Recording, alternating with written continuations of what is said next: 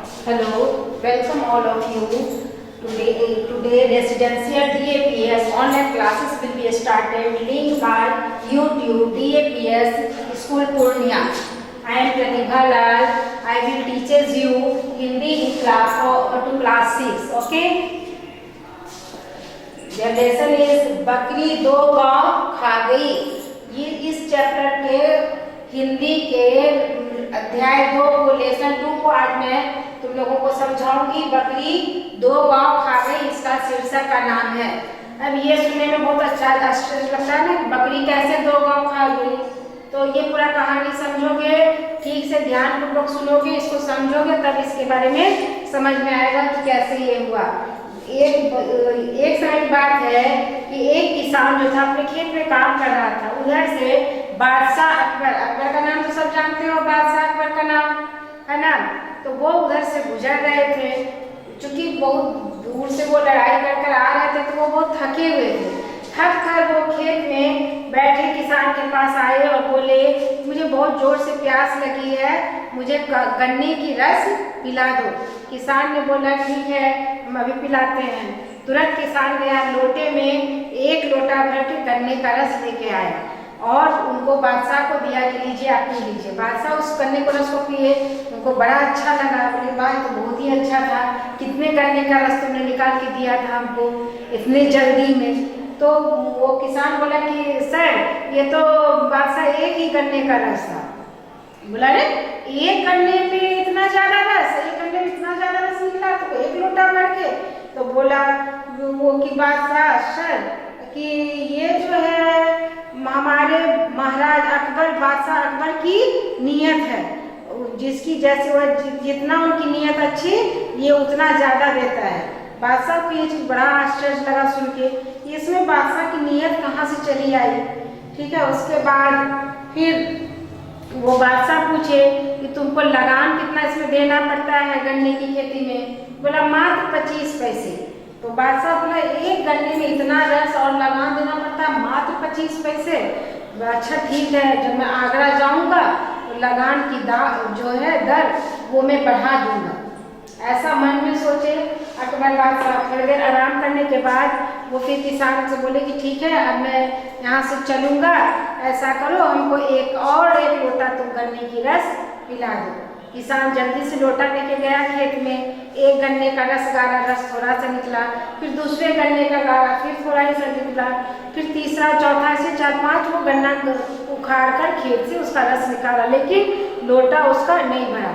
तो बादशाह इधर बोल रहे थे कि वाह, तभी तो तुरंत रस लेके आ गया था, अभी इतना देरी क्यों हो रहा है भाई। तो वो जोर से चिल्लाए किसान को कि अभी तो तुम बहुत देर कर रहे हो गन्ने के रस निकालने में, क्या बात हो गई। तो किसान लेकर आया बहुत दुखी मन से और दे दिया कि लीजिए रस थोड़ा ही सा निकला है। तो बादशाह बोला कि ऐसा क्या हुआ भाई, तभी तो तुमको निकला 1 गन्ने में, बोला 1 लोटा रस, अभी बोलो इतना ही रस निकला है।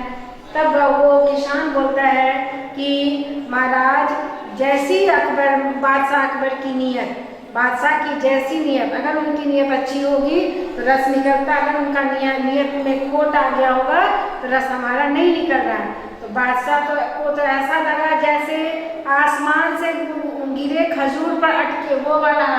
शुरू में उनको बहुत खुशी हुई थी कि मेरी नीयत इतनी अच्छी है कि 1 गन्ने से इतनी रस निकली।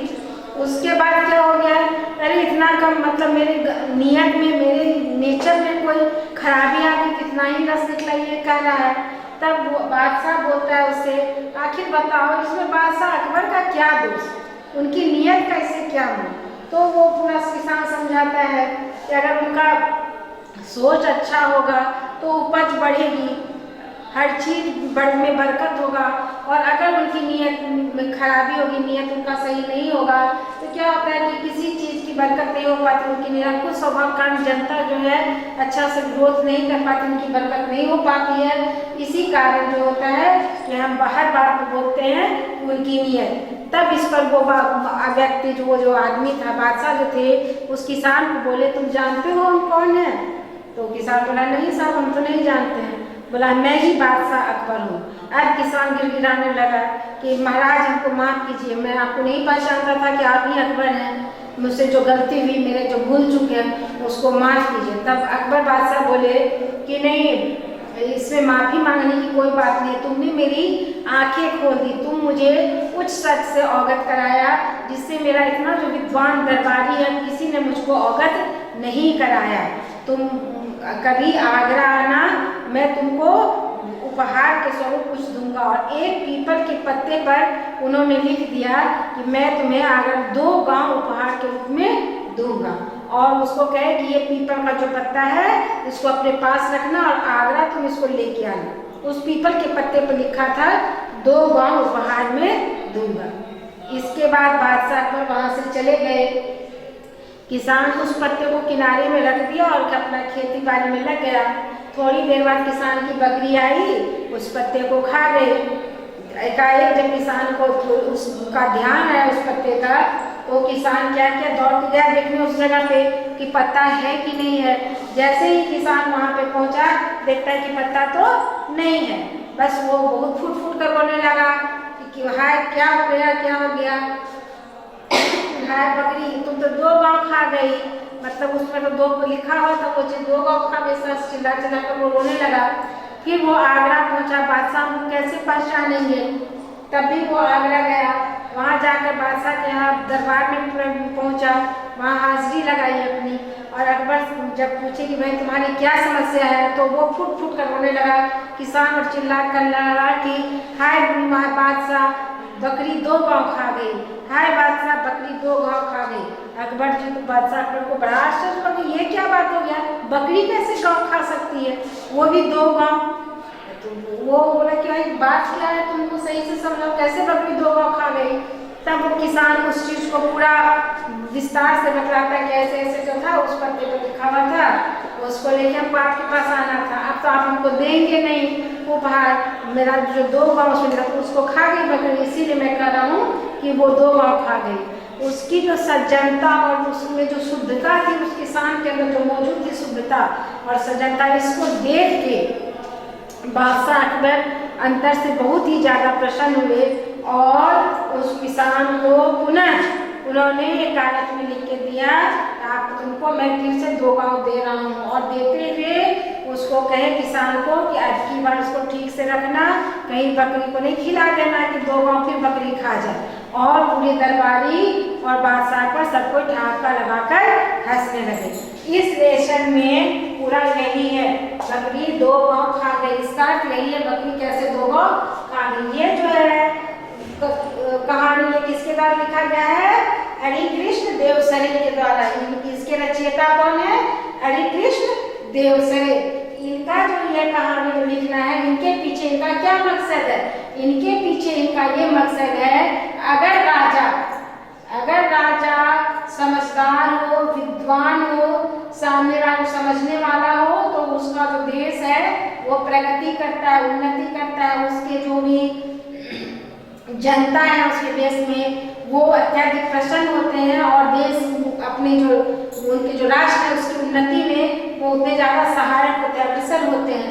और अगर राजा निरंकुश होता है तो उसकी प्रजा बहुत दुखी होती है और उसका राष्ट्र जो है प्रगति नहीं कर सकता। इस बात को इस अध्याय के माध्यम से उन्होंने श्री कृष्ण देवसरे ने समझाने की कोशिश की है। इस लेखक का ये तुम लोग लिख लोगे। अब जो है अब इस लेसन का शब्दार्थ और क्वेश्चन आंसर तुम लोगों को लिखाएंगे।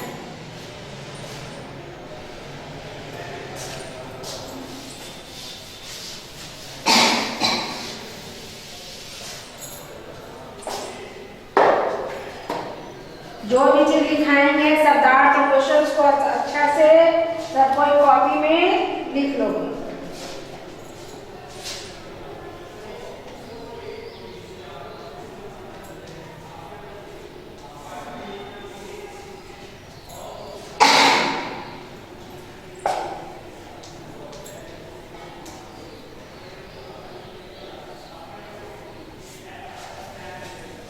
आश्चर्य, आश्चर्य मतलब हैरानी,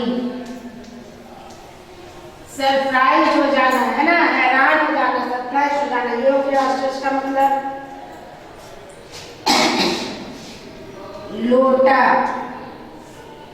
लोटा बहुत देहात में देखा होगा, एक रहता है पीतल का लोटा होता है ना, तांबे का लोटा होता है जिसमें धातु कोई चीज हम पानी वगैरह भर के रखते हैं, कोई चीज भर कर देते हैं, दूध रखते हैं, पानी रखते हैं, उसका इस्तेमाल करते हैं। ये हो गया धातु का बर्तन।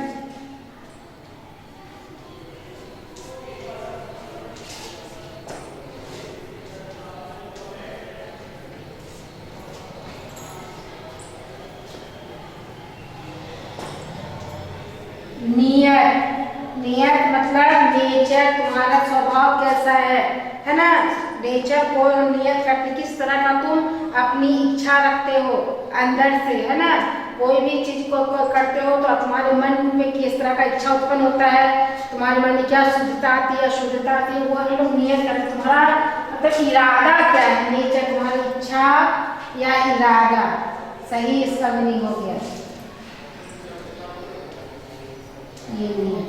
कोई भी काम करने के पीछे हमारी क्या नियत कार्य करती है, हमारी इच्छा शक्ति, क्या इच्छा शक्ति कार्य करती है, इसको हम लोग नियत करते हैं।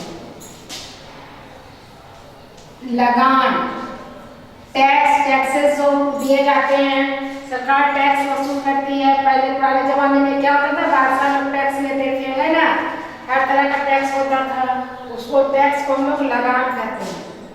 पहले हमारा जो देश था पूरा खेती पर ही डिपेंडेंट होता था, तो ये भूमि लगान किसान वर्ग के लोग ज्यादा देते थे, व्यापारी लोग व्यापार का लगान देते थे, है ना, राजस्व लगान सब वसूल किया जाता था।